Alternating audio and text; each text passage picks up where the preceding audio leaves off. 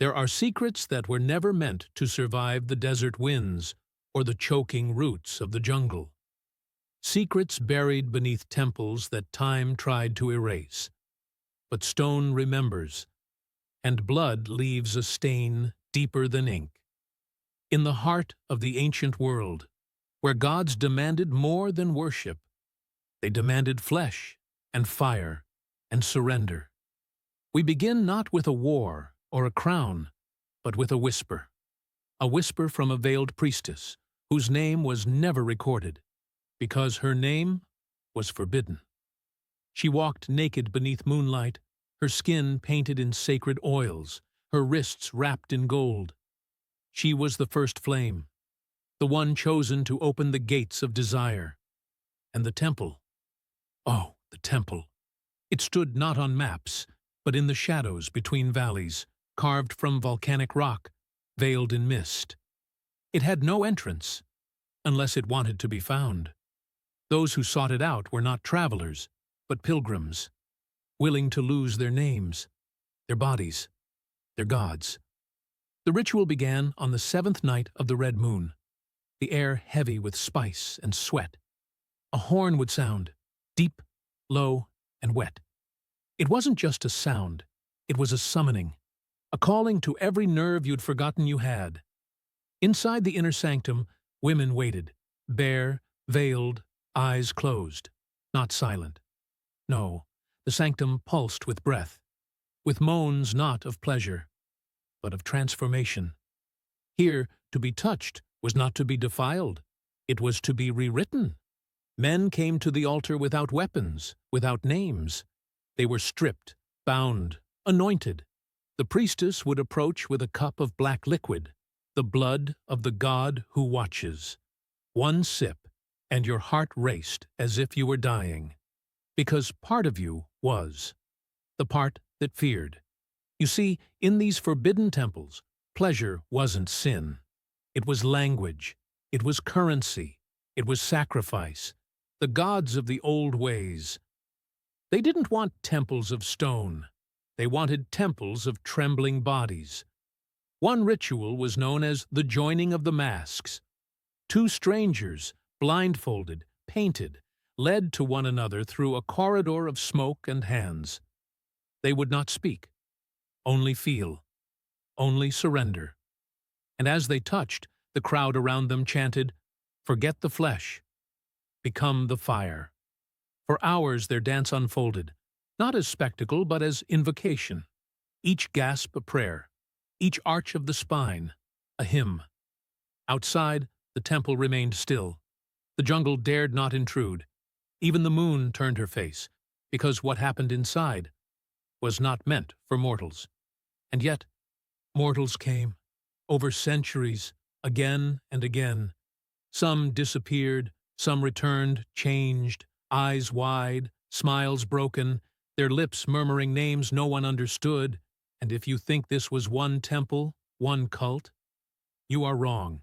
There were many, from the obsidian chambers of Mesoamerica, to the perfumed halls of Mesopotamia, to the mountain shrines of Anatolia, each with their own symbols, their own goddesses, but always the same hunger, to taste the divine through the body. There was one name whispered more than others, a name carved on no tablet, spoken in no sunlight. The god with no eyes, no mouth, only a golden veil soaked in the oils of his worshippers. He was not worshipped with prayer, but with surrender. Not praised with words, but with skin. They called him Eshathor. He had no statues, only masks, and those who wore them became him. Once a year, during the moonless festival known only as the Descent, hundreds gathered in a canyon lined with carved faces, silent, grinning, watching. Torches burned without smoke. Music echoed without instruments. The air itself seemed thick with scent and longing. It began with silence, always silence. Then a single bell. And then the priestesses emerged. Clad in strands of gold and blood-wine silk, they moved as if underwater. Not dancers, messengers, each step a spell. They formed a spiral on the stone floor, drawing symbols with their feet dipped in ash. In the center, the altar. But this was no slab of stone. It was alive. Flesh. A man chosen weeks before. Bathed daily in herbs, fed only honey and figs, deprived of all sound and light.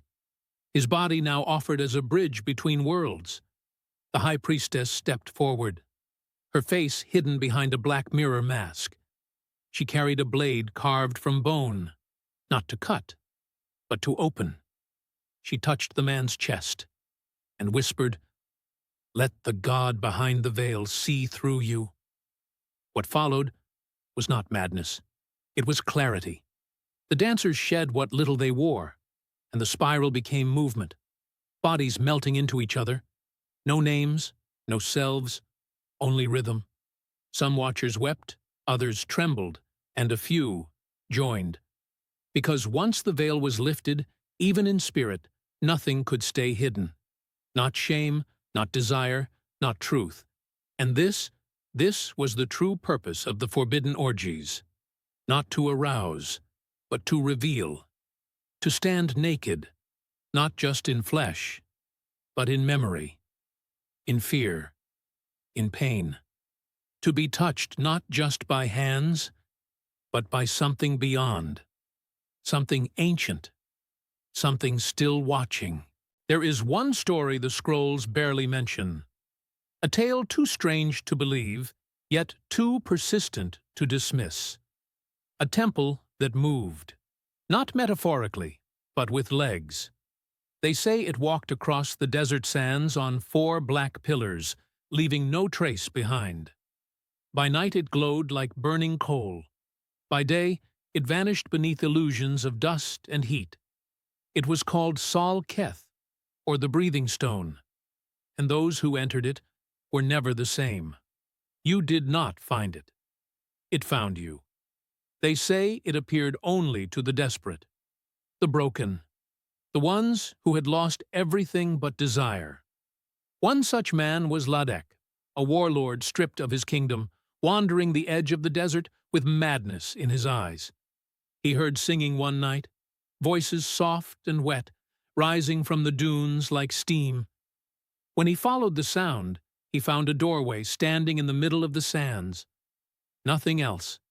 He stepped through, and there it was, a golden chamber pulsating like a womb, the floor warm beneath his feet, the walls breathing. Women surrounded him, not soldiers, not servants, but initiates.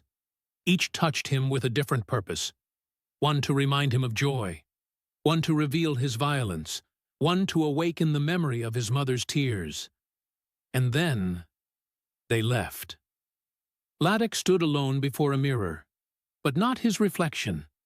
It showed him what others saw when they looked at him: cruelty, fear, desperation, and underneath it all, a hunger, not for power, but for surrender. He dropped to his knees, and then a hand on his shoulder, a whisper, "Now you're ready to begin." In Sol Keth, the rituals were individual. Each seeker faced their own divine trial. Some danced until their muscles gave out. Others were bound in silence for days, wrapped in silk, touched only by breath. But the final rite was always the same: a kiss from the god. No one knew what form the god took. Some said it was a woman of smoke. Others, a man with the face of a lover you'd forgotten. Or your own face, smiling without mercy. Those kissed never returned. Or if they did, they no longer spoke. They became watchers, silent, nude, painted white, standing at the edge of ceremonies, eyes wide, hearts still. To see one was to remember what you wanted to forget. They say the temple disappeared after a single night of thunder and flame. Its last act? A union between 33 strangers who had never met. When the winds cleared, only ashes remained. But the sand remembers. And sometimes, if you walk alone under a new moon, you might hear singing. And if you do, Do not run, because the god does not chase. He waits, and he knows. You've been searching. They called it the ritual of becoming. Not a performance, not a rite of passage, a transformation. Only those who had completed the first 3 initiations were allowed to witness it, and even fewer survived the 4th. It was held at the lowest chamber of the temple, a place known as the mouth of the earth. No torches burned there. The walls pulsed with a soft red light, as if alive. The air was thick, not with incense, but with memory. Here, time slowed, and the self dissolved.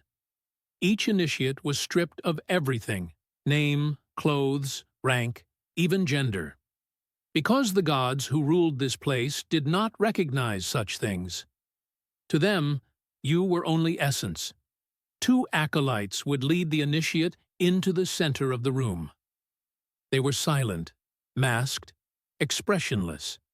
A circle of priestesses sat in shadows, their bodies swaying like seaweed in unseen water.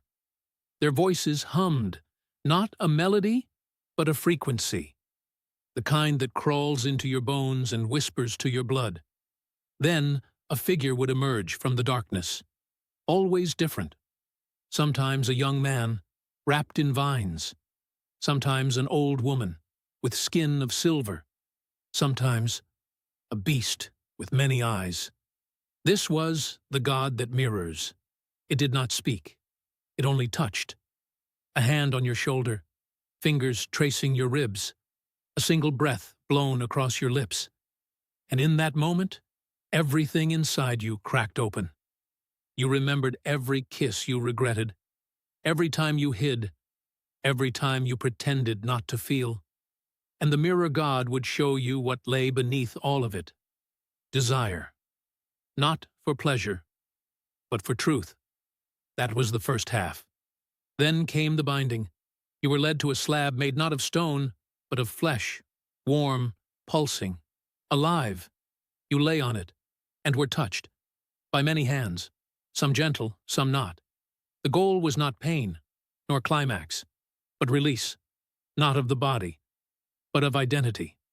You were meant to forget who you were, and remember what you had always been: stardust, bone, breath, light. After the ritual, you were not allowed to speak for 7 days. Your mouth was painted shut with honey and ash, your eyes lined with sacred oil. You watched the world in silence, and the world watched you differently. You had become a vessel, not for the gods, but for others, because now you could touch them, not with hands, but with presence. You were called a key, and during the next festival, you would stand at the temple gates, not guarding, but choosing.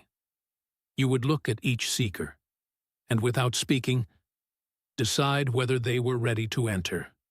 Some you would embrace, others you would simply turn away. No reasons given, none needed, because once you had become, you no longer questioned. You only knew. Even after the temple fell into ruin, after the last priestess turned to dust, after the final mask was buried beneath the ash, the rituals did not end. They changed form. They hid in plain sight, in poetry, in paintings, in dreams. Some say the forbidden orgies became stories whispered in brothels, or customs practiced in secret gardens behind palaces. Others believe the gods simply moved on, carving new temples not from stone, but from flesh. Because the true temple was never a building. It was the body. Yours, mine, ours. And the flame that once burned in those sanctums, it still flickers behind closed eyes, in those quiet moments of longing, when you reach for something, or someone, without knowing why. What the ancient initiates knew, what they tried to teach through touch, through ritual, through surrender, is that to truly know the divine, you must be willing to let go of control, of certainty, of self. Only then can the God behind the veil appear. Only then can your body become a prayer. They say that every few centuries the temple returns, not in the same place, not in the same shape, but always with the same invitation. A flicker in the forest, a face in the fire, a voice in the dark that says, "Come." You are ready. And those who answer? They don't come back with stories. They come back with silence, with eyes that have seen, with skin that remembers. And when they sleep, they dream of stone halls, of chanting shadows, of hands made of starlight, of a God with no name, but who knows theirs? And if you're still watching this, still listening, then maybe, just maybe, you've already heard the whisper. Maybe the temple is already calling you. Maybe it never truly disappeared. Because the most forbidden rituals are the ones that live inside us, waiting to be remembered, waiting to begin again.